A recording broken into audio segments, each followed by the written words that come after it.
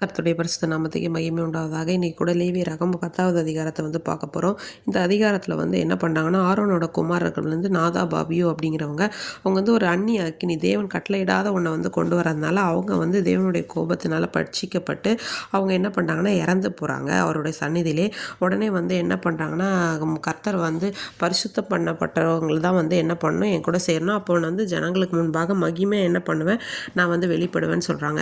அடுத்து மோசே சொல்கிறார், ஆரோனோட சிறிய தகப்பனாரோட அவங்களுடைய குமாரர்களை பார்த்து என்ன சொல்கிறாங்க, நீங்கள் இவங்களை எடுத்து வெளியே போடுங்கன்னு சொல்லிட்டு சொல்கிறாங்க. தேவனுடைய கோபம் உங்கள் மேலே வராதபடிக்கு நீங்கள் என்ன பண்ணுங்கள், சபை இடத்தின் மேலும் கடுங்கோபம் வராதபடிக்கு நீங்கள் என்ன பண்ணுங்கள், உங்களோட வஸ்திரத்தெல்லாம் கிழிக்காம இருக்கும்படிக்கு நீங்கள் என்ன பண்ணுங்கன்னா தேவன் என்ன சொல்கிறாரோ அதை நீங்கள் கேட்கணும். ஏன்னா கர்த்தருடைய அபிஷேக தைலம் உங்கள் மேலே இருக்குது அப்படின்னு சொல்லிட்டு அப்புறம் ஆரோனை பார்த்து சொல்கிறாரு, நீயும் குமாரனும் சாகாமல் இருக்கணும்னா நீங்கள் என்ன பண்ணால் அந்த கூடாரத்துக்குள்ளே பிரவேசிக்கும் போது எந்த ஒரு மதுபானமோ திராட்சை ரசம் எதுவுமே குடிக்கக்கூடாது. பரிசுத்தம் இருக்கிறதுக்கும் பரிசுத்தம் இல்லாமல் இருக்கிறதுக்கும் ஒரு தீட்டுள்ளதுக்கும் தீட்டு இருக்கிறதுக்கும் உள்ள வித்தியாசத்தை கர்த்தர் உண்டு பண்ணும்படிக்கு வித்தியாசம் பண்ணும்படிக்கு தான் இதெல்லாமே இருக்குது. இது நித்திய கட்டளை அப்படின்னு சொல்கிறாங்க.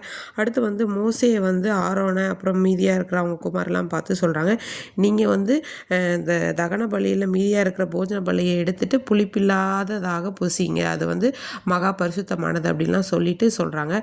அடுத்து என்ன பண்ணுறாரு அப்படின்னா வெள்ளாட்டு கடாவை பாவ நிவாரண பலியை செலுத்தப்பட்ட வெள்ளாட்டு கடாவை மோசே தேடி பார்த்து அது இல்லை அப்படின்ன உடனே என்ன பண்ணுறாருன்னா அதை கேட்கும்போது சொல்கிறாங்க. அப்போ ஆரோன் சொல்கிறாரு, என் பிள்ளைங்க இறந்துட்டாங்க, இந்த டைமில் நான் அதை எப்படி சாப்பிட முடியாது, கர்த்தருடைய பார்வைக்கு நன்றதாக இருக்குமோ அப்படின்னு சொல்லி கேட்டோன்னே மோசேயும் அமைதியாக இருக்கார். இதுலேருந்து என்ன தெரிஞ்சுக்கலாம் அப்படின்னு சொல்லி நம்ம பார்க்கணும்னா, முதலாவது தேவனுடைய பரிசுத்தம். ஒரு ஆராதனை வேலை ஒரு ஆசாரியர்களுடைய வாழ்க்கையில் ஒரு பரிசுத்தத்தை தேவன் விரும்புகிறாரு.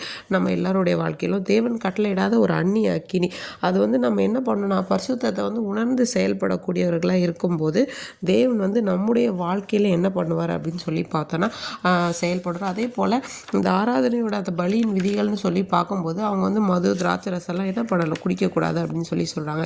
இது இந்த அதிகாரத்தில் என்னென்னலாம் குறிப்பிடுறாங்கன்னா, தேவனுடைய பரிசுத்தம், கீழ்ப்படிதலோட அவசியம், அடுத்து ஆசாரியர்களுடைய கடமை, நம்ம தேவ சந்நிதியில் எப்படி பயபக்தியோடு செயல்படணும் அப்படிங்கிறத இதில் விளக்கி சொல்லியிருக்காங்க. கர்த்தர் தாமே ஆசீர்வதிப்பாராக. ஆமென்.